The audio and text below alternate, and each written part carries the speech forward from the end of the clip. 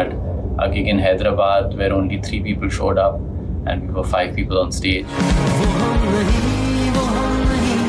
Hi, I'm Ankur Tewari for Brut.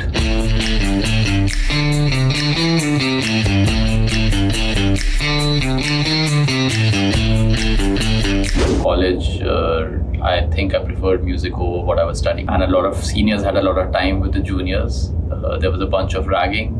I think the best way to avoid it was to just sing songs for them. I was singing in some restaurants in the weekends, just getting by. And I think closer to the time when I was going to clear college was a time when I thought that maybe I should give it a shot and maybe I should try music.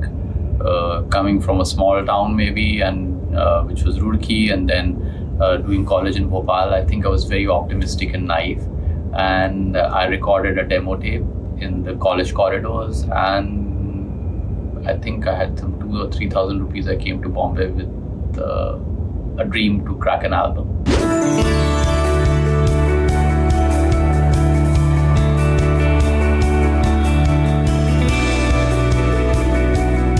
I think one of our first gigs was in this bar called Zenzi in Bandra. It was not an ideal place to play music. It was a very, very small room. I was literally sitting on the kick drum, so I could feel the kick while Sid was drumming, and it was like a room full of friends and strangers, but it was all felt like one organism. You would lean forward and the crowd had to lean back, and they would lean forward and you had to lean back. So it was one of the most exciting gigs that we played.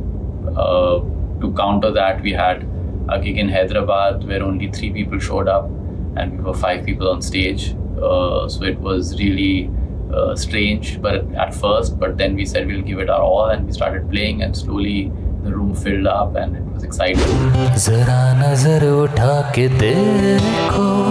I was going through a kind of a heartbreak, and I was on a train from Bhopal to Delhi, and the song somehow came to me in the train, probably the rhythm of the train. And by the time I reached Delhi, the words were on a paper. I think the first draft of it might have been behind a ticket copy. क्योंकि अपना time आएगा, तू नंगा ही तो आया है, क्या घंटा लेकर जाएगा? हाँ डूबे तुझे में आओ कहानी शुक्रिया. A lot of times people define you as an indie musician or a mainstream musician. I define myself as purely as a musician. And I try and tell my stories and my songs as honestly as I can. Akela was a very, very interesting project. It happened during the pandemic.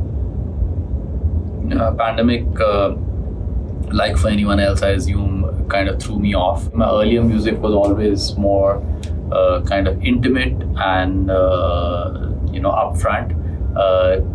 Pandemic kind of made me realize how alone and lonely we are in this world. So I wanted to have a soundscape which was very different from my earlier work.